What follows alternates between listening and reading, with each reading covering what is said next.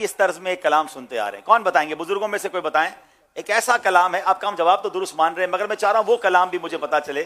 اور بہت خوبصورت کلام ہے اور کس خوبصورت انداز میں محفلوں میں پڑھا جاتا تھا. دیکھیں کون کلام. چلیں ہمارے قبلہ آئے ہیں، دیکھیں اپنے طرز میں بھی سنانی ہوگی قبلہ آپ نے. ماشاءاللہ ہمارے پیارے بھائی دوست مربی بہت محبت کرتے ہیں ہم سے، ہمیں بھی بڑا پیار ہے ان سے. قبلہ سمر عباس صاحب تشریف لائیں، اللہ ان کے علم و عمل میں اور برکت دے. حضور اب آپ بھی کسوٹی پہ آ گئے ہیں جی.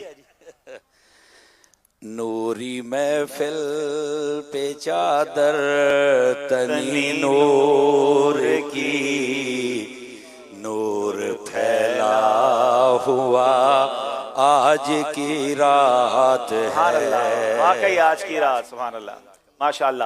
بہت شکریہ. کچھ ذہنی آزمائش کے بارے میں بھی فرمائیں گے، کچھ تحفہ بھی پیش کریں حضرت کو. حضرت کو انشاءاللہ عز و جل 14 مبارک پانیوں کا مجموعہ اور غلاف خانہ کعبہ کے دھاگے اور انشاءاللہ مبارک تسبیح. ماشاءاللہ. حضرت کچھ ارشاد بھی فرمانا چاہیں ہمارے اس پروگرام کے بارے میں.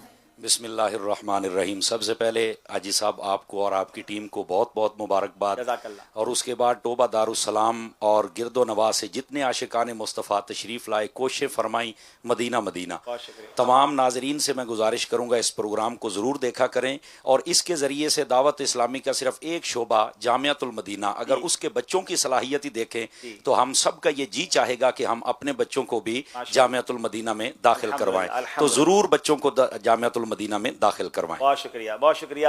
ہمارے علماء کرام بزرگان دین کا سایہ ہے اور اس طرح دعوت اسلامی آگے بڑھتی جا رہی ہے. ناظرین اب باری ہے